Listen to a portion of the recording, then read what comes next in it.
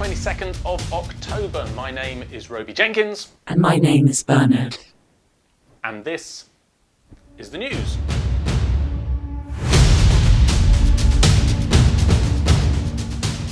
The Evil One, that's all one word, The Evil One is running a Kickstarter called Roma Ad Astra for 3D printable STLs of science fiction Romans.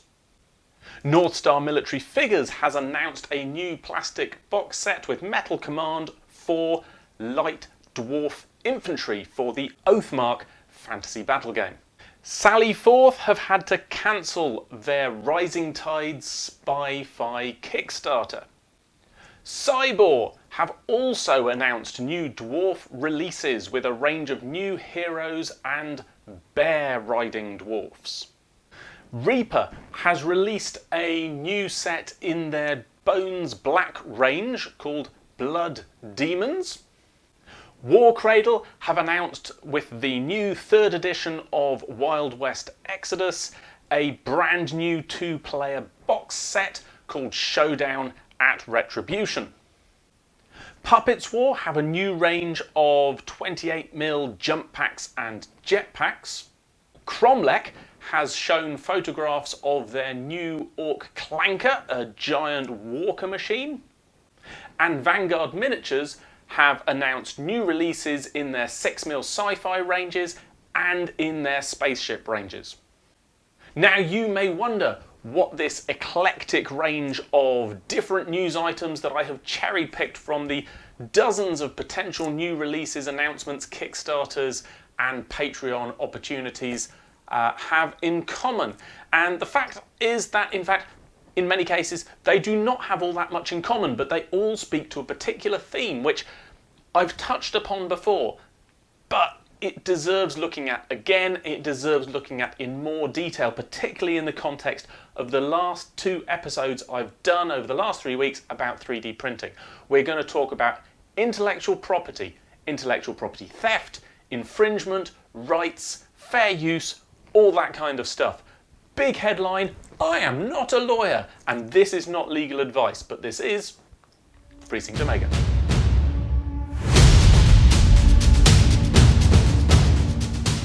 So let's start off by unpacking some words that people use in the context of this subject. So we're going to talk about piracy, we're going to talk about IP theft, we're going to talk about IP infringement, and then we're going to kind of talk about everything else.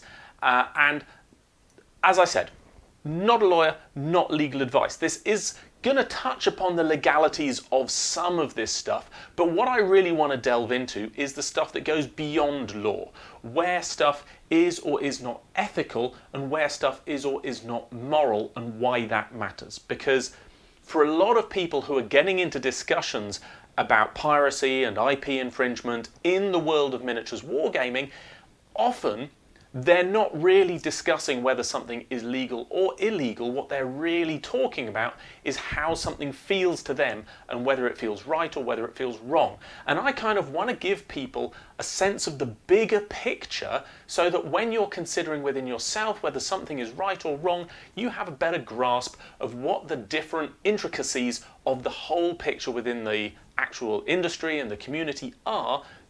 Not to change your mind necessarily, but to give you some reassurance or to give you some food for thought, which you can use to understand other people's perspectives within the same discussion. So let's start off with the legal side of things. You've got piracy, IP theft, IP infringement. Now let's deal with the last 2 first, because there is no... Okay, I was going to say there's no such thing as IP theft. There kind of is. But theft, in law, requires the intent to permanently remove something from somebody's possession. So that old famous video clip that we used to see before movies on VHS and DVD, that whole would you steal a car, would you steal a purse, but you would steal a movie, attacking movie piracy. Strictly speaking, not theft. Because If you own an intellectual property and somebody copies that intellectual property, they haven't taken it away from you. IP theft would occur, for example, if somebody broke into the storeroom of a miniatures manufacturer and stole their molds. So not only had you taken away a physical thing, you'd also taken away their ability to reproduce their intellectual property. But that would be dealt with in the law as theft. It would be a theft of an irreplaceable object. Therefore, it's theft. IP theft isn't a thing. It's become part of the general discussion. Interestingly, I understand from reading around, and as I say, not a lawyer, so I've been reading around blogs and articles about this from people far better informed than me, and it seems to have become a more popular term because it was widely used by the Trump presidency, particularly in their attacks on China and Chinese manufacturing, whom they accused of IP theft. So, what is the actual legal problem here? More often than not, the question is either piracy or IP infringement. Now, in our country, you can go down in the weeds of this, and I want to keep this focused on our industry, our hobby. Our interest here is tabletop wargaming and miniatures wargaming. So, when we're talking about that, piracy is when you are taking somebody's design and reproducing it fully. So recasting is arguably a form of piracy.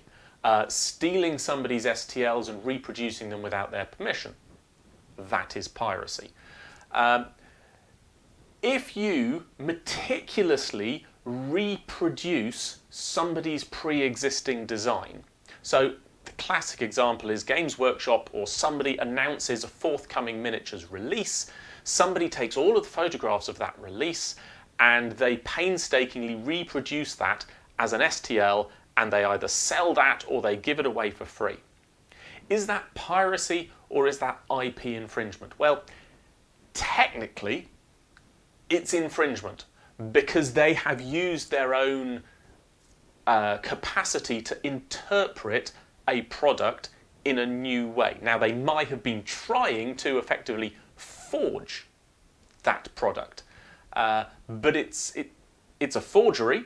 It's not strictly piracy as far as I understand it, but it definitely is IP infringement because they are taking intellectual property that belongs to somebody else and they're using it for their own purposes.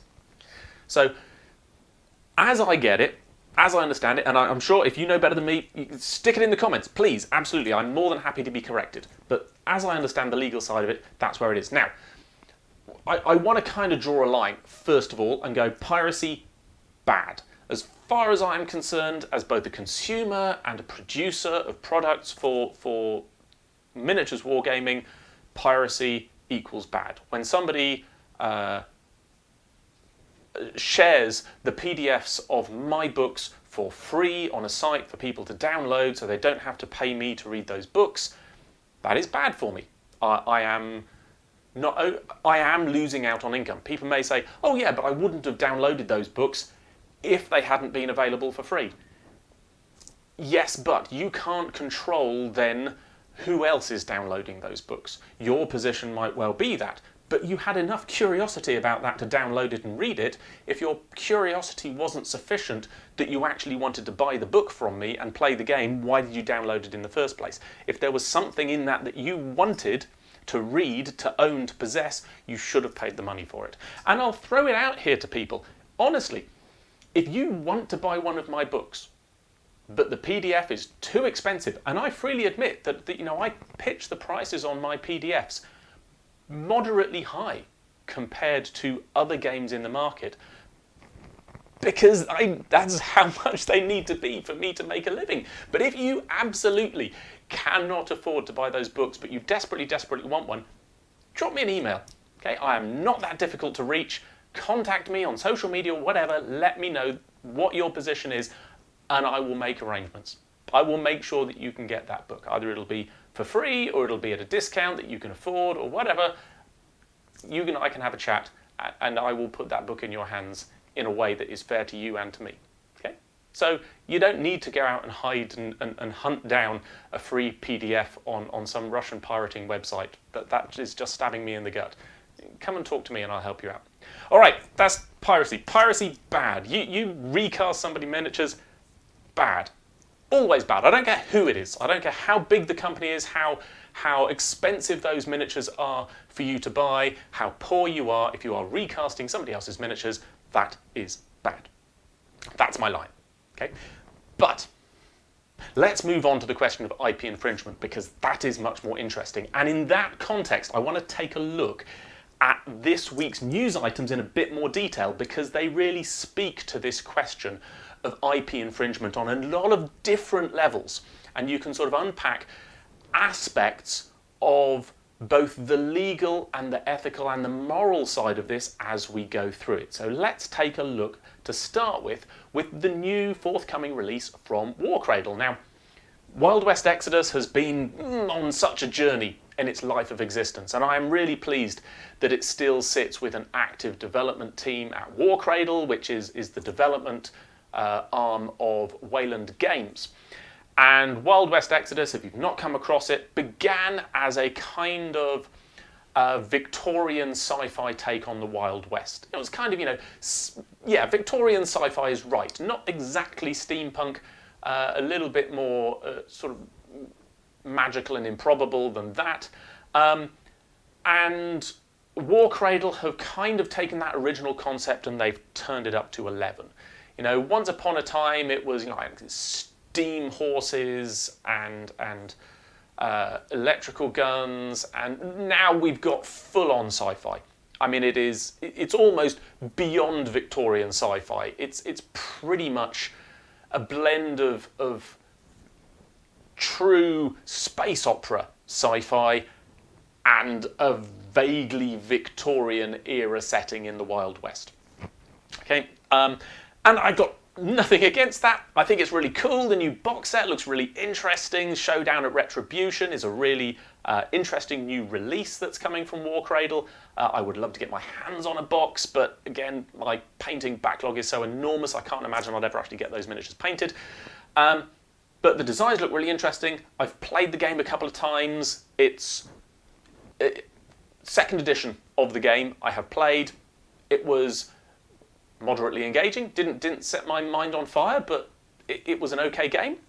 And the miniatures look awesome. So if you're into that thing, go check it out. It looks really cool. They announced it on the 30th of September. I'm not sure when the release is going to be. But the reason that this is relevant to our discussion is that it's completely safe. Legally, morally, ethically, all those things. Wild West Exodus is an example of an intellectual product and a miniatures range that is sitting firmly in its own box. It is in its lane, it's not crossing out into anybody else's. They've got their own miniatures range, they've got their own rules, they've got their own aesthetic that doesn't really touch upon anybody else's. The closest that it comes to is Malifaux, but they too are very distinctive in their own particular way. And even the scales and styles of miniature sculpting between Malifaux and Wild West Exodus, very distinctive. So, that is a safe option. You want to go down miniatures manufacturing or game design in a way that stays away from this conversation completely. That's a really good example of how it is done. Now let's look next at Sally Forth's cancelled Kickstarter. I'm not going to go into the reasons why I think the Kickstarter failed. I don't think it's got anything to do with any of the intellectual property issues. But it was really interesting to look at the miniatures that they were releasing.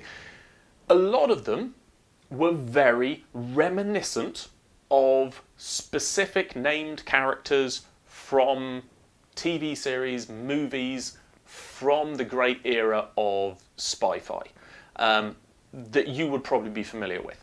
Now, when it comes to miniatures, so much lies in the paint job that one can gloss over a lot of stuff, and it's how companies like Crooked Dice and Hassle Free can get away with pushing at these limits in popular culture imagery, because without colours, it's hard to say that a miniature is definitely calling from a particular pulpy source or from a TV character or anything like that. But there was an exception in the Spy-Fi release, and that was the Lotus submarine miniature. Anybody who remembers, I've come here to the video and I forgot to check. It was one of the Roger Moore movies. It was The Spy Who Loved Me. Okay, a James Bond movie, The Spy Who Loved Me, has a Lotus Esprit that flies into the water and turns into a submarine. And a miniature of that was part of the Spy-Fi release that Sally Forth were including in their Kickstarter. Now that's a really interesting case when it comes to the intellectual property, because the Lotus Elise shape is the intellectual property of the Lotus company. Its transformation into a submarine was managed and engineered by the Lotus company, but probably more likely to be the intellectual property between Lotus and Broccoli Productions that were behind the movie. I don't know where it lies. Where I do know that it does not lie is with Sally Forth. And yet they were making a miniature. Now, as I say, I have no reason to believe that as a result that the cancellation of their Kickstarter was anything to do with that miniature.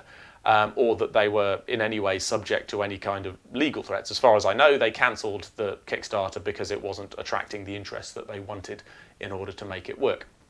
But it does raise an interesting question when it comes to the reproduction in miniature of real-life objects that are subject to intellectual property protection.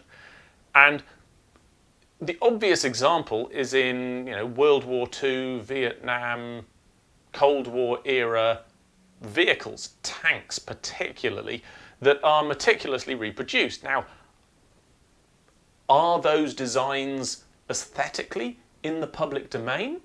They aren't, but at the same time, the companies who develop that intellectual property, or the governments that own that intellectual property, aren't chasing down miniatures manufacturers for producing toy versions of them. And even, toy manufacturers are producing those in large quantities without any kind of IP challenge from the owners of that intellectual property. There's probably a whole depth of background as to why they're not, but it raises immediately interesting questions to the developer of where does the line lie?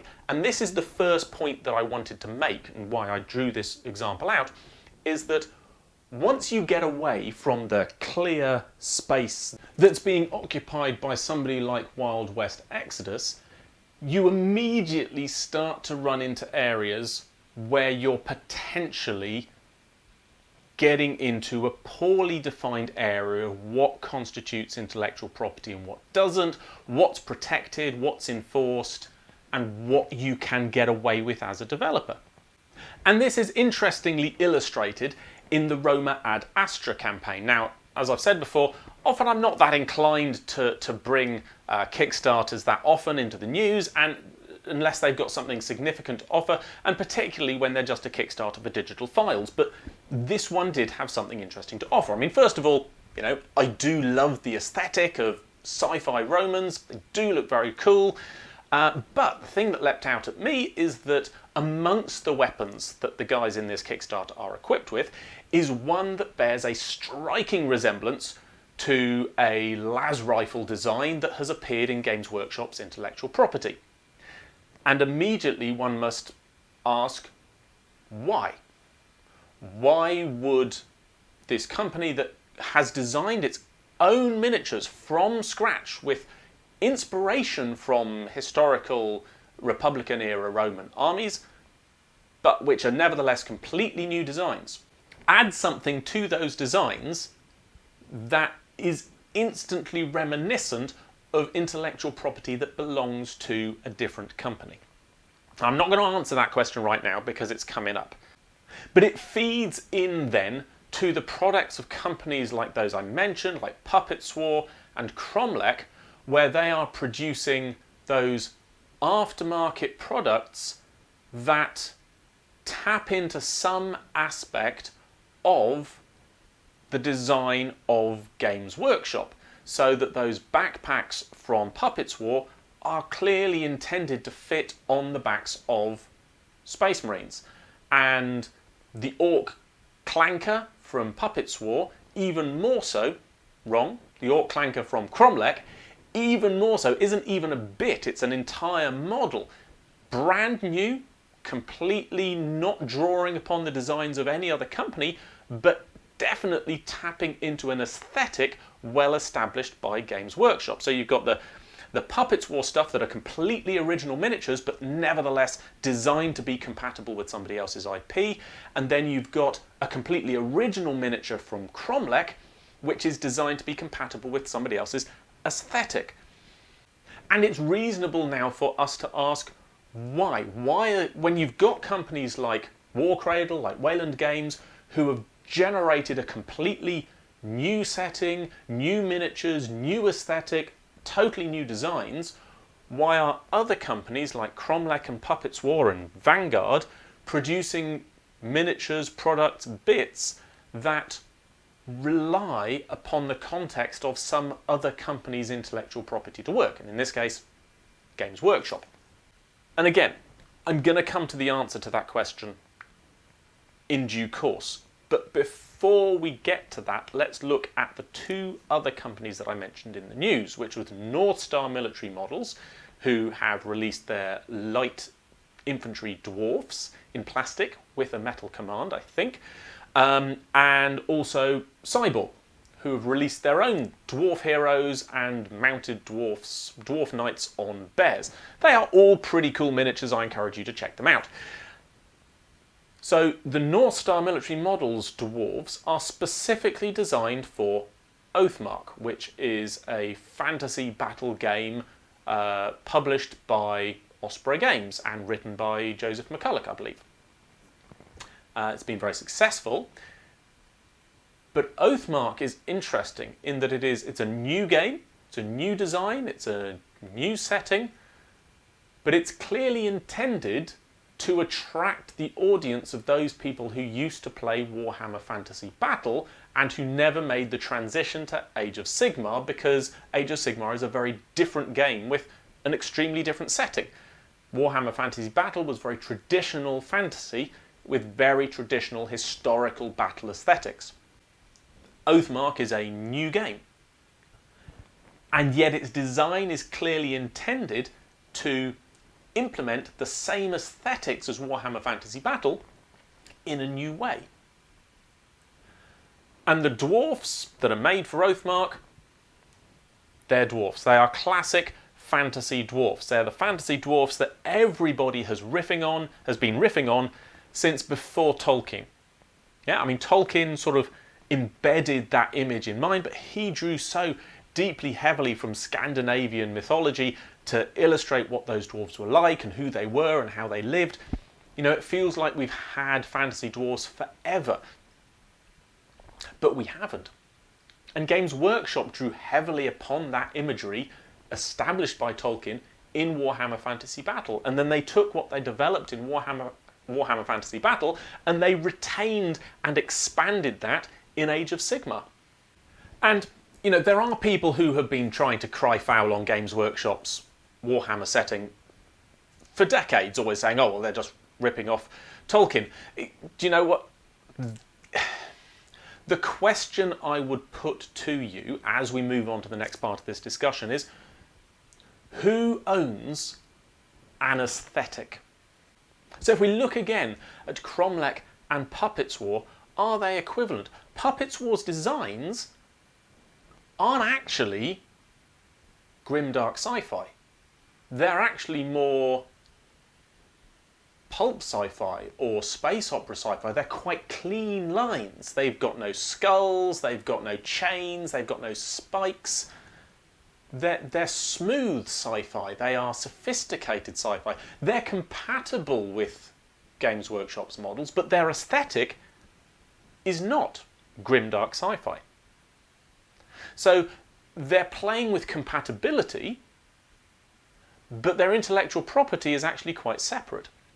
If you look at Cromlech, meanwhile, now Cromlech have created something completely new in the form of their Orc Clanker. It is an entirely new model.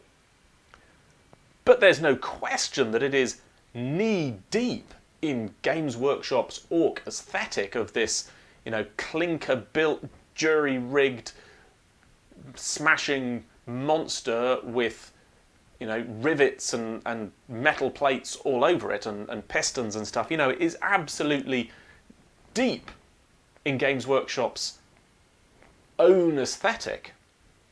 But can Games Workshop claim ownership legally, ethically, morally of the grimdark aesthetic?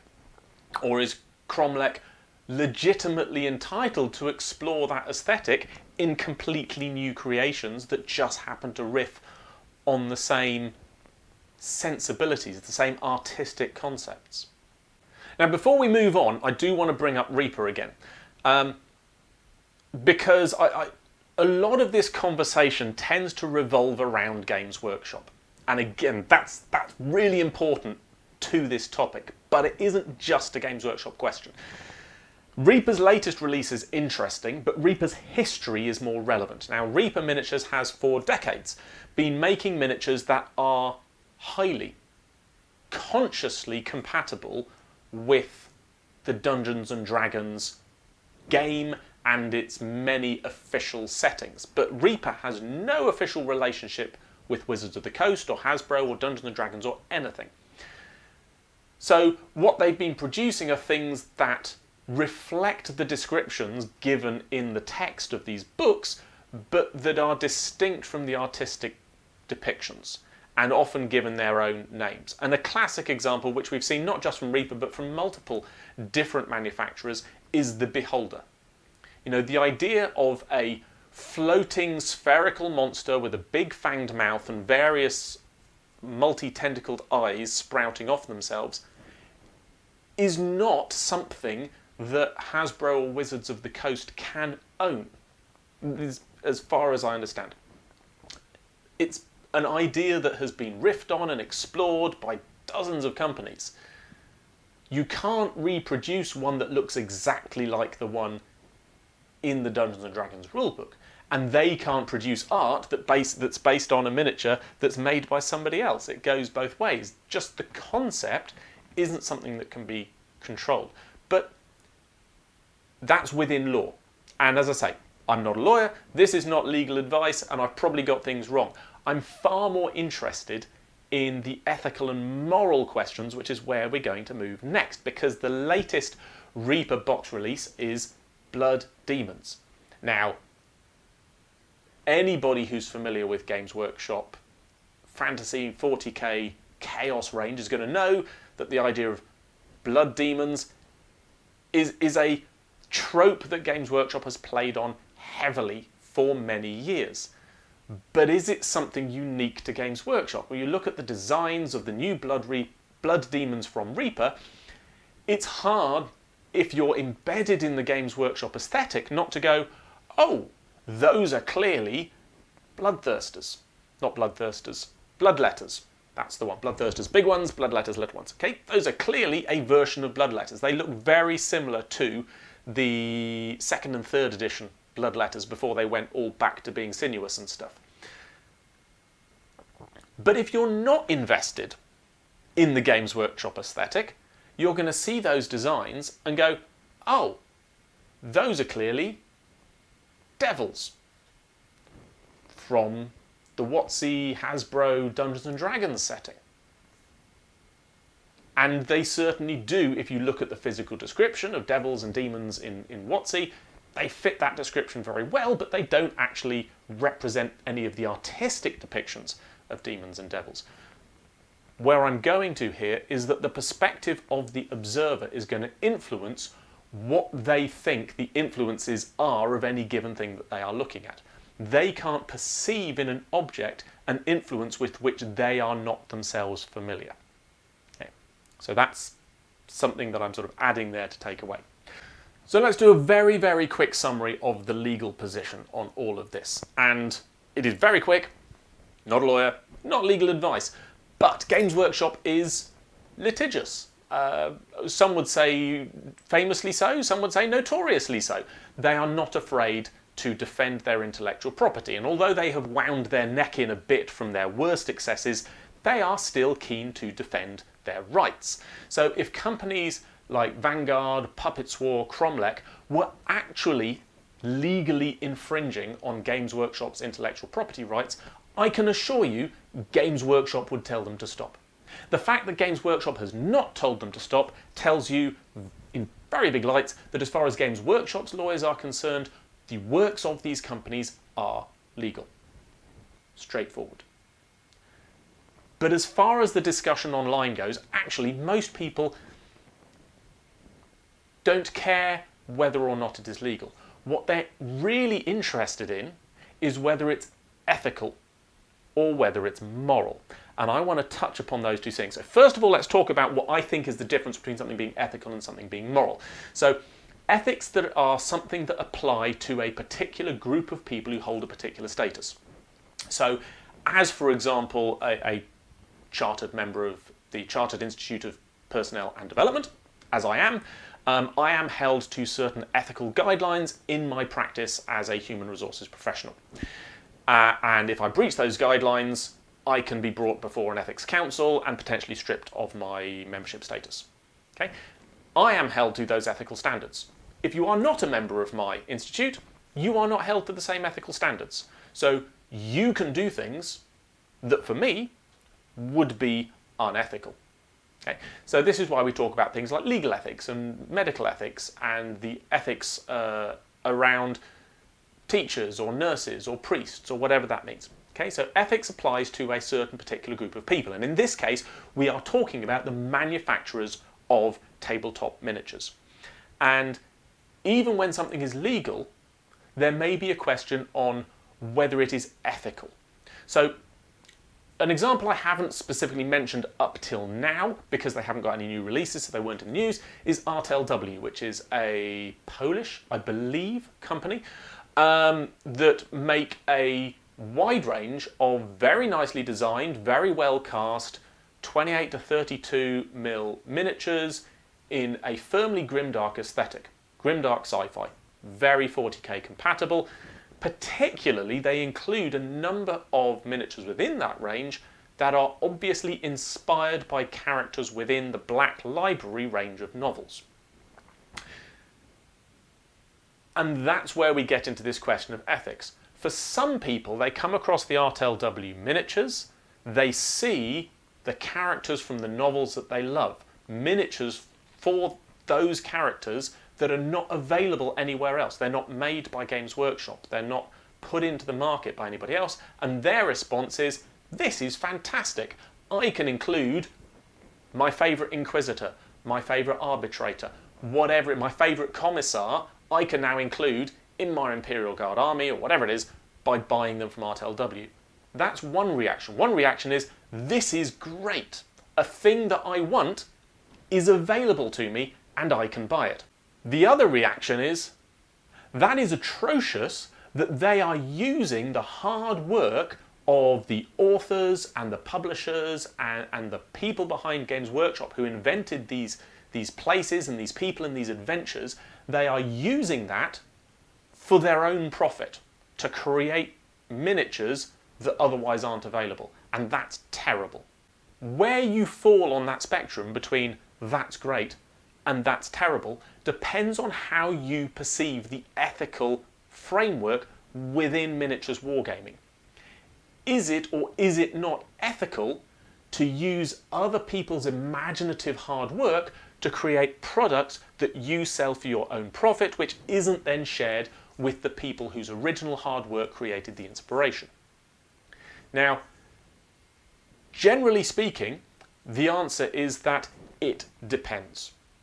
It depends a lot on to what extent that imagery and that imagination has entered into a sense of public ownership.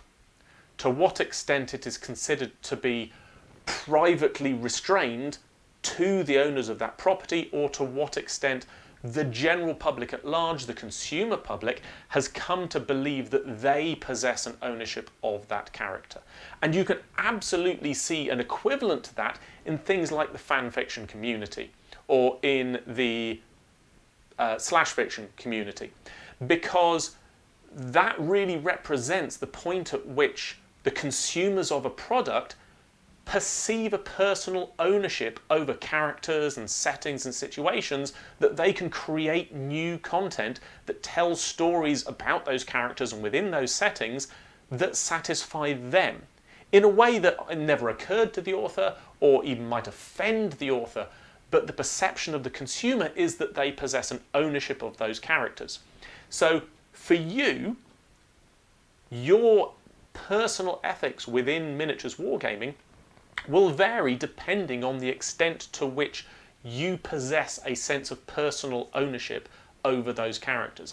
This is why two people can have such diametrically opposed opinions on whether it is okay that RTLW produces a miniature that is obviously Commissar Caiaphas Cain from the Black Library books. One person will say, I love Caiaphas Cain, I would love to have that miniature in my army, hooray, well done RTLW for producing it, I will buy it and put it in my army.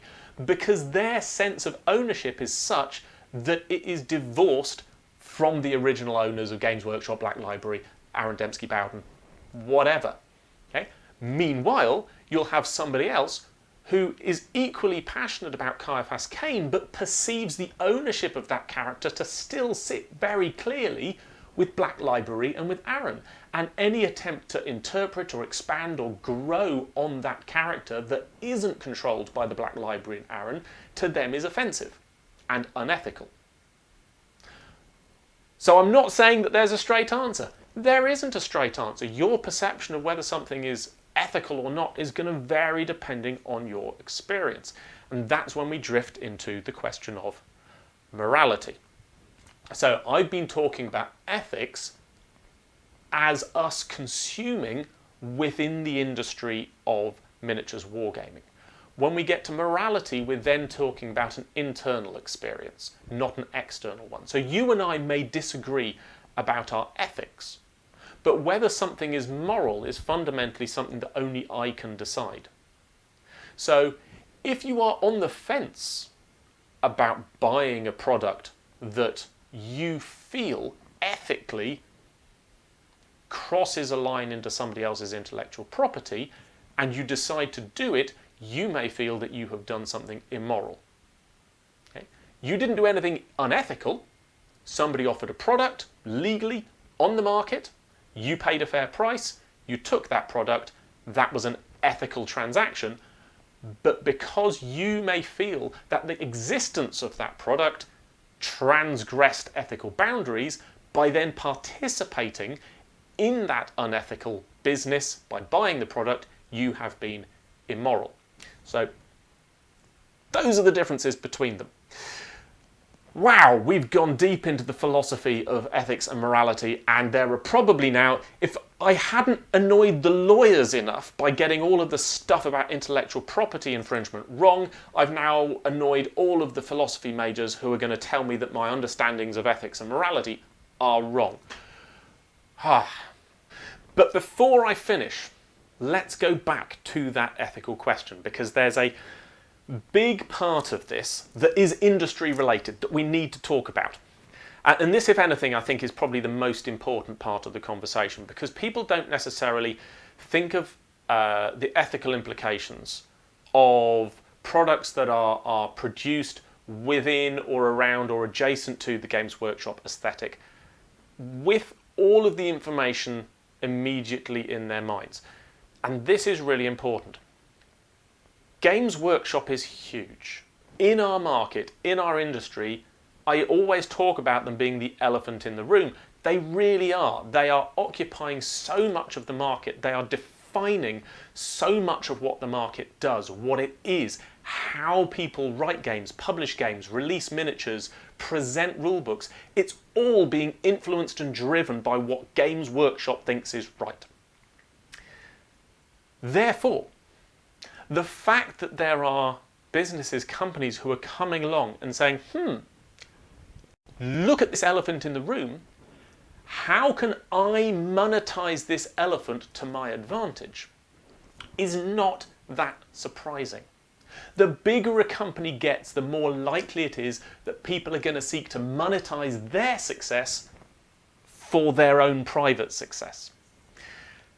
And Games Workshop is not only a classic example of a successful company that people are trying to monetize, but they are, within our niche, almost at the point of being a monopoly organisation. Now, legally speaking, the niche of our industry is too tiny for it to matter, and of course there are other operators working on the fringes of the hobby so that Games Workshop doesn't actually count as a monopoly. But from my perspective as a designer, and from the perspective of miniatures manufacturers within tabletop wargaming, Games Workshop in many ways functions as a near monopoly because they are so influential. What that means is that Games Workshop has consciously and intentionally created a huge market for their product. And it's very clever, and they've done a really good job of it. They've had their trips and falls along the way, and they don't always get it 100% right. But commercially speaking, they are a very successful company within their niche. And to be that successful, they've created this huge market, and a market is hungry for content. The market is hungrier for content than Games Workshop has the capacity or the will to fulfill. And in fact, of course, it works for Games Workshop's benefit to create niches for hunger that they are actively not fulfilling, because it creates new markets for them to explore in the future. You only have to look at the release of the Adeptus Mechanicus and the Genestealer Cult and the Sisters of Battle to see Games Workshop responding to customer demand that has been growing for decades.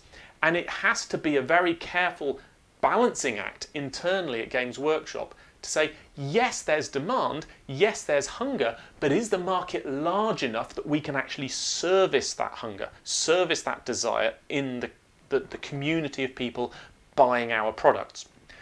When it reaches the point where the answer is yes, a product is released. But there are loads of niches where, from Games Workshop's perspective, it simply isn't worth their time and effort to service the demand. Classic example, Battlefleet Gothic. Okay? Really interesting game, terrific when it was released, got worse as the development of the new factions came along and the Necrons basically killed it off. Games Workshop never followed up the success of Battlefleet Gothic because the demand within the community wasn't sufficient for it to be worth them investing the time and the effort in that product range. But there was still a hunger. That hunger wasn't big enough, the community of interest wasn't large enough for a company the size of Games Workshop to bother with it. There just wasn't enough for it to be worth their while. But it was big enough for a much, much smaller company, in fact several smaller companies, to be very interested in meeting that demand. So Games Workshop has created a demand. They've created a market by releasing the Battlefleet Gothic game and then effectively dumping it.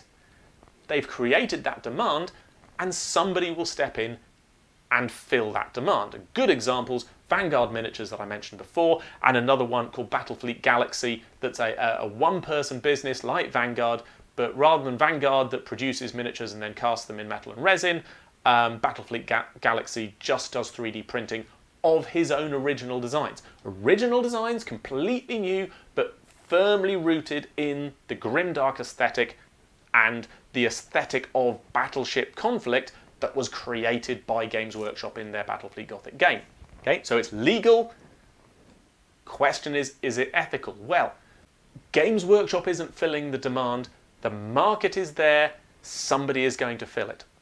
Is that ethical? Well, you may think one or the other. As we've discussed, your mileage may vary, but I want to add this to your thought.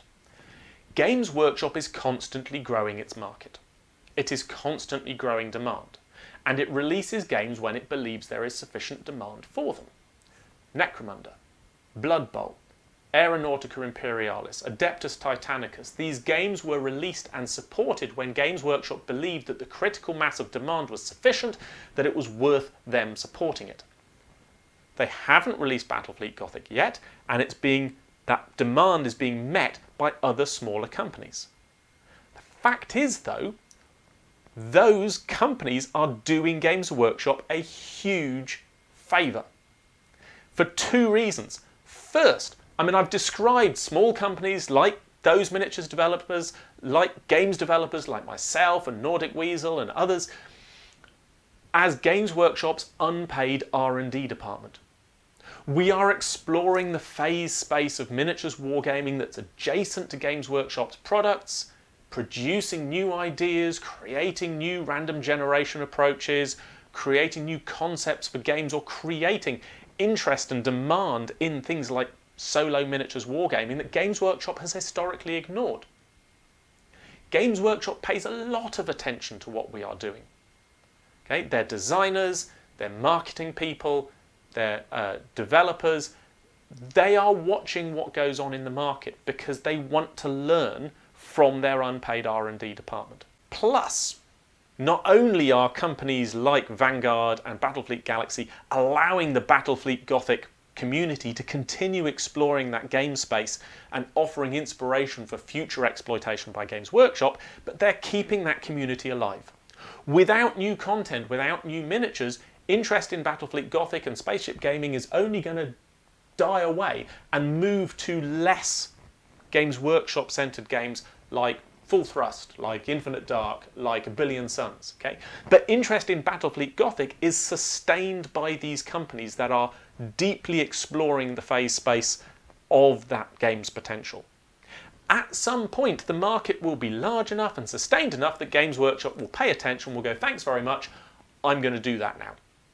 Now, what will happen to Vanguard and Battlefleet Galaxy and similar companies when that happens? Who knows? Okay? In many ways, not our problem, not their problem, not Games Workshop's problem. Okay? But ethically speaking, Games Workshop isn't being hurt by this exploration of their game's phase space. Quite the opposite. They are being helped. Their future ability to exploit this market is being supported, sustained and grown by people who do it for no compensation from Games Workshop. So it's not unfair that they receive compensation for that work from the market that they are servicing. So I'm not saying to you that that makes what they do therefore automatically by default ethical. Like I said, your judgment of where the ethics on this lies is going to depend on your sense of ownership and the community's general sense of ownership over any given segment of the intellectual market that we're talking about here. But it's something that's worth bearing in mind, that supporting companies like Vanguard, like Battlefleet Galaxy, like Puppets War, like Cromlech, like ArtLW, that aren't afraid of crossing some lines into Games Workshop's aesthetic space. It sustains, creates and builds interest in products that Games Workshop can monopolise in the future.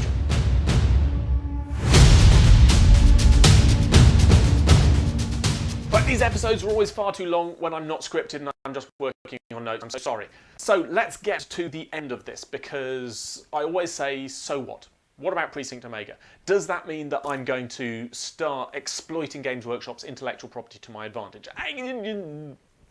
No.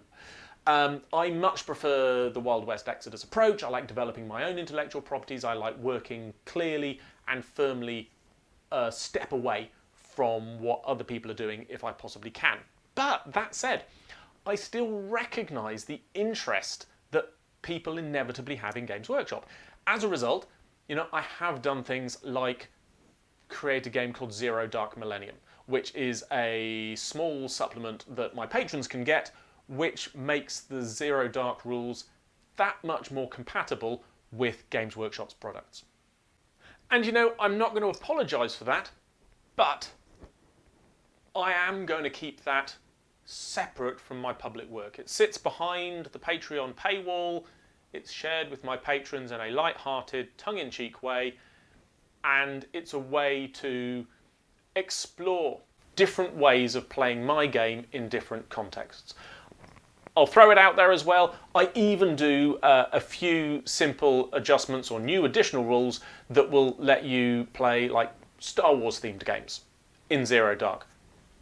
I lock them away behind the paywall. They're not accessible to the general public. They're part of the ongoing developmental conversation with my patrons. And, important, in both cases, What I do in the game is I tap into the aesthetic. The grimdark aesthetic has its own articulation.